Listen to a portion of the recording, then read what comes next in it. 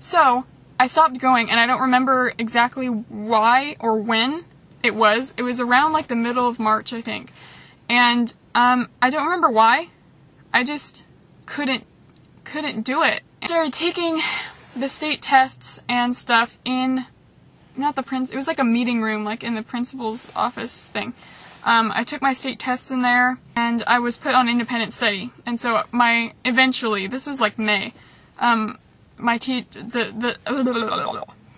person would come to my house and bring me my assignments from my teachers. And you know, I got away with doing like absolutely nothing. In some of my classes, I barely got any assignments and I still passed the class. Like, I didn't really get tests or anything, so I didn't learn that much. My drama teacher was amazing. I could do a whole video on him. He's like my second father, but, so yeah, I mean, from like March and April, like, I wasn't at school. People just assumed that I switched schools, but March and April, like, I would just go like sporadically. Like, I'd go twice a week or 3 times a week, depending. I remember trying to do it like incrementally, like, we're gonna get in the car and go to school, and we're just gonna sit in the parking lot. And then we're gonna walk into the office, and then we're gonna just walk around the school. And, it's weird because, like, at least for me, my whole mindset changed. Like, in the fall, I remember after an audition, I was sitting there waiting to get picked up, and I was lying on the grass, and I remember thinking how much I loved my school, and how I thought, like, I was like, this place is like my second home, I love it. And then, by the spring of freshman year, like, that was like the worst place ever. Like, I did not want to be there, and I felt like I get, claustrophobic sometimes.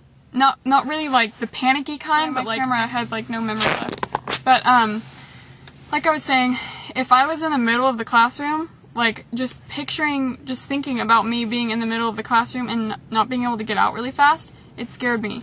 And so that place, like, just became like the worst place to be, and I don't know why. Like, it's not rational. That's what people who don't have it need to understand. Like, they always like, well, why? Like, why is that suddenly the worst place to be? I don't know. And I still don't know now that, it's not affecting me in that way right now. Looking back, I still don't know why it was like that, and I didn't know why it was like that as I was going through it.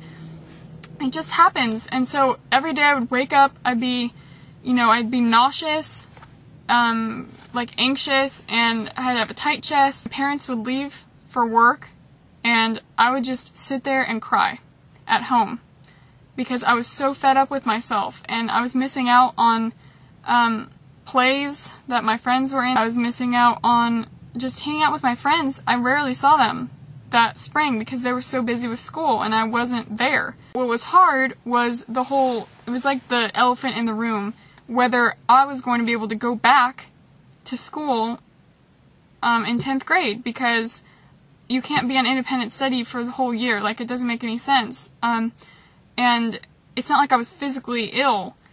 And so it was this huge unanswered question. The charter school is it's kind of like a hybrid independent study and a regular school. So I had one teacher, and I was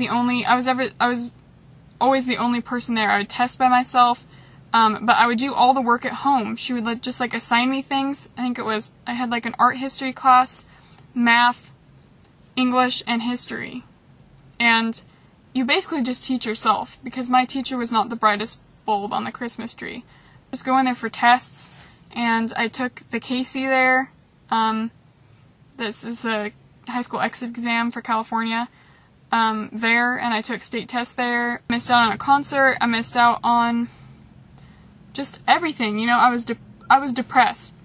In 5th grade, I was put on Zoloft, and I had gone off of it in 7th and 8th grade. And then 9th grade, when that started again, and it was that bad, I went to another therapist who did absolutely nothing. I went to 2 therapists. One was the spring of freshman year, and she did absolutely nothing for me. And then I was put back on Zoloft, I believe, and I think it helped, because looking back, I don't think I was depressed in 5th grade. I know for a fact that I was depressed in 10th grade. I think the whole year of 2009, and half of 2010. So I was put back on that by my same psychiatrist, who I really don't like to this day. And I was going to another therapist, I think my third or fourth, and he was no help. He was just so out of it, and like he was so into cliches. Like he thought it was weird that I didn't have a boyfriend. I was 13. None of my friends had boyfriends. None of my friends still have boyfriends. Like, it's just not my jam. Like, I'm not out there looking for a boyfriend right now. Like, it's never been that important to me. He was horrid. He was horrid. And, so I just felt like nothing was working, and I was there the whole time. I was there, all during 10th grade. I was at this school, and I absolutely hated it, and it was horrible. I rarely saw my friends, and all my friends, you know, like my drama teacher, gotta love him, he was really worried about me because I was very active freshman year in my drama class, and then I just disappeared, and, you know, I would see my teachers, like, out in public, and I would avoid them because turns out, a lot of them thought I had, like, a serious, like, physical problem, like I had cancer or something, because I just disappeared off the map. There were rumors flying around my high school about what was going on. Junior year, I was determined to go back to my high school that I had been there for freshman year. Part of it was that I was so fed up with myself. I was so pissed. And it's like before, like, I don't know exactly what just gets me in that mental state of mind to just be like, I'm gonna do it even though I don't want to. But I did not want to spend another year at this school. And I felt stupid because I felt like I hadn't learned anything, and I really didn't learn anything in 10th grade. I was cut off from my friends. I hadn't done theater or dance or anything that I loved in a year, and I was just mad. And so 11th grade came around, and the thing is that when people think something that I can't do something, I like to prove them wrong. And I could just sense, you know, I went to Roundup, which is like where you sign up for classes in high school.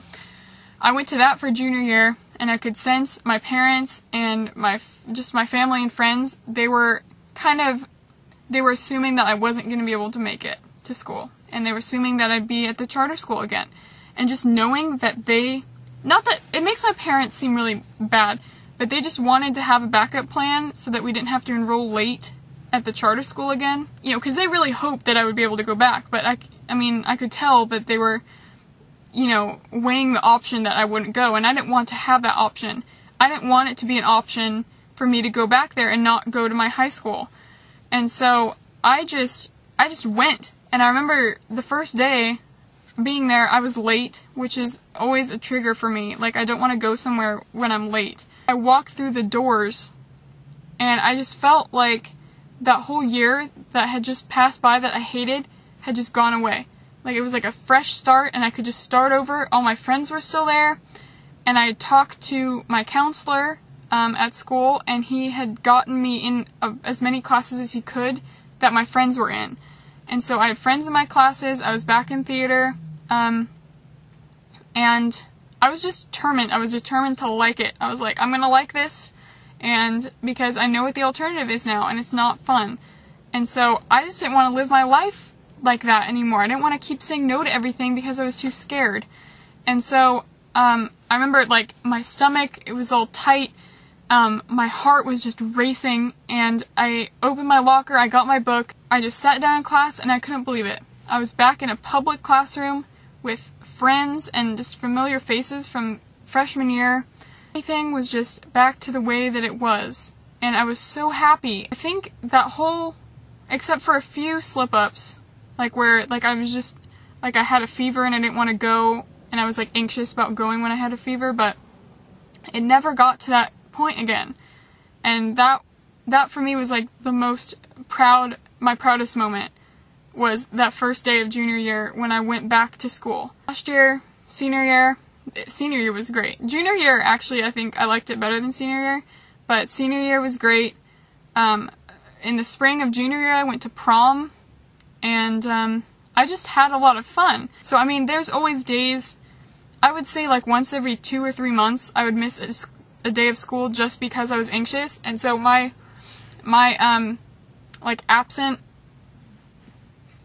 number of absences were always kind of high, and kind of like almost at the point where you can't miss any more days of school or else you're going to be kicked out.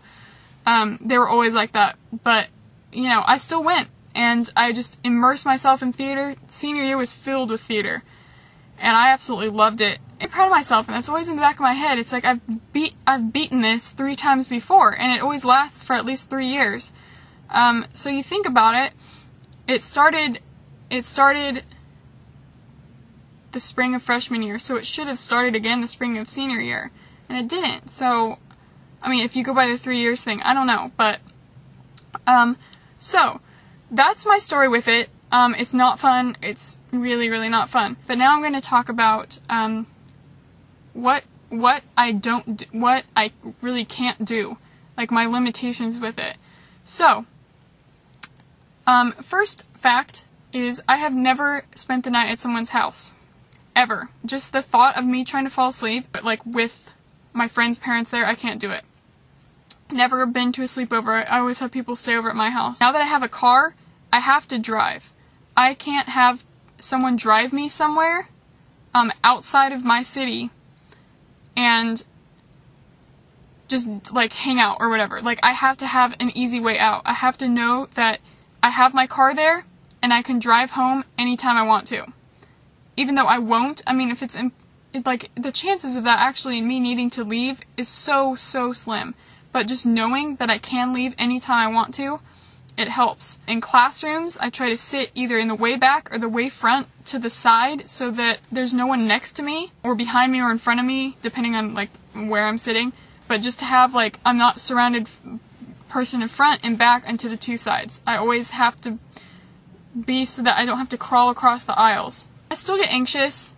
I mean, I saw a play a week ago, and we were sitting in dead center. There was no center aisle in the theater, and it was like a big conservatory theater, and we were in dead center, and so it was like it would take time to walk over everyone to get out, and so I was anxious sitting there, and like Zoe said in her video, anticipation is the worst.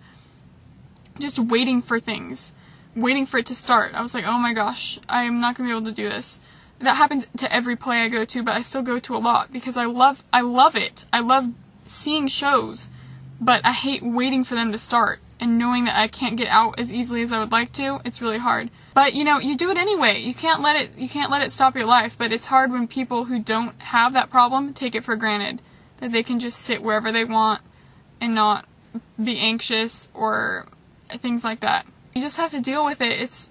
It's not easy to get over, and like I said, you know, I'm still working on things like that, on being able to just have people drive me places, not needing to know where the exits are, that kind of thing. But for right now, it's allowing me to function normally, you know, like I'm not saying no to everything. It's like, oh, well, if I can drive myself, I'll go. Like, that's fine.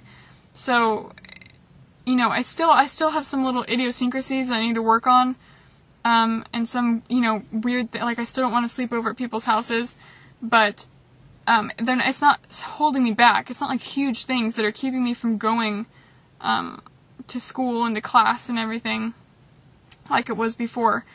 Couple tips if you know someone who has panic attacks or anxiety or something, you just have to be willing to compromise and just kind of let them do things their own way. I'm really lucky that I have friends that understand, because sometimes I'll make plans and I have to cancel. Like, I'm not in the mood to go, and I know that sounds really like, oh, I'm just not in the mood to do that, but, it's not, that was a weird way to say it. Not like I'm not in the mood, but like I just feel like I can't go without getting anxious. Because I can kind of feel, like, I can anticipate things, like, oh, that might make me anxious. It's just some days, you know, I don't know. So, my friends are used to me canceling maybe 10% of the time. Also, it really helps if, like, I'm meeting a friend somewhere, if there's, like, within an hour, like, I'll meet you there between 2 and 3, I'll let you know when I leave, and you can meet me there. Not like, we're meeting here at 1:30. Or we're meeting here at, 2:15, because I'm always late. And it's not because I'm careless, it's because, like, I have, like, routines to me, they calm me down. And so I have to make sure that, you know, I do this and this and this, and then I get in my car. Like, it really helps just to take things at my own pace. And so it helps not to have, like, deadlines, like, oh, especially for things, I mean, I get, like, doctor's appointments and stuff, of course, you know, you need to be there on time, but just, like, meeting up with friends, like, it should be casual enough where it's just like, oh, you know, I'll see you when I see you. Also, just if people are aware, like, you know, people who know me really well, they'll sit, like, by the wall on a booth, and I get to sit on the end. I really like aisles. Not because, well, partly because I'm tall, and it's nice to stretch my legs out, and hopefully not trip people, but it's nice to just have an easy way out. Just be patient. That's the main thing, is that when I was dealing with that really badly in 10th grade, it really helps if people just don't be judgmental. Like, if someone is anxious, they're not doing that on purpose, and usually it's really hard to stop, for at least me, like, once I get going. Like I said, it lasted like a year and a half, and I couldn't stop it. I mean, some days were better than others, but still, depression comes and goes. About a week ago, I felt really depressed for like 4 or 5 days. I don't know why. I honestly don't know why.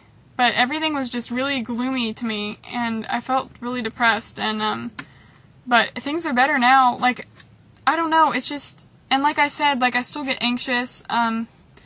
In this past March, I was going to go to a Coldplay concert, and I got anxious thinking about all the people and the crowds and everything, and it being like 2 hours away, and I didn't go. Someone took my ticket for me, but, so it's just, you can't let it stop you from living your life. As cliche as that sounds, I've dealt with this kind of thing 3 times already. It's not fun. I'm really hoping it doesn't come back now because I've kind of, like I said, like, I drive myself, like, I've kind of learned ways around it so that it doesn't affect me in that way, and I'm not so, like, tied down to things, and, but routines still really help me. I really like routines. It really sucks. Feel like you're not in control of yourself, you know? It's like I wanted to go to school, but I couldn't.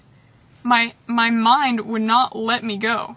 So it's like you have this battle within yourself. Like, you want to do all these things, you want to do, you know, be as laid back and carefree as your friends are, but you can't. And so it's horrible. It's this whole, like, just mental fight with yourself that it's really hard to stop. About all I can think to say for this. I know this video is really long. If anyone has any questions or is dealing with this right now or knows someone, just leave them down below. I'll be glad to just comment back or make another video. I just wanted to put this out there. Now I'm very open about my anxiety, because I still have it. I still have generalized anxiety disorder. It's just, it just hits me, like, really badly, and then it kind of goes away. So, like, every day, you know, I don't want to go to class. I don't want to leave my house, but I do. And I've been doing that for, like, 3 years now. I just forget that I'm feeling that way and I go. So it's not like it's completely gone away. I still deal with it, and I hope this helps some of you guys. It's not the end of the world. You just need to talk to people, and you need, like, writing in my journal really helped me. You need to sort your thoughts out and prioritize, and, you know, if it's what was really important for me, I wanted to graduate at my public high school with my friends. I was thinking about that freshman year when I was gone. I was like, man, I'm missing out on this if I don't go back. And when I graduated in June of this year, I was so proud. I almost cried because it was exactly how I had wanted it to be, and I made it. And so just think about what's really important, and think about the end result.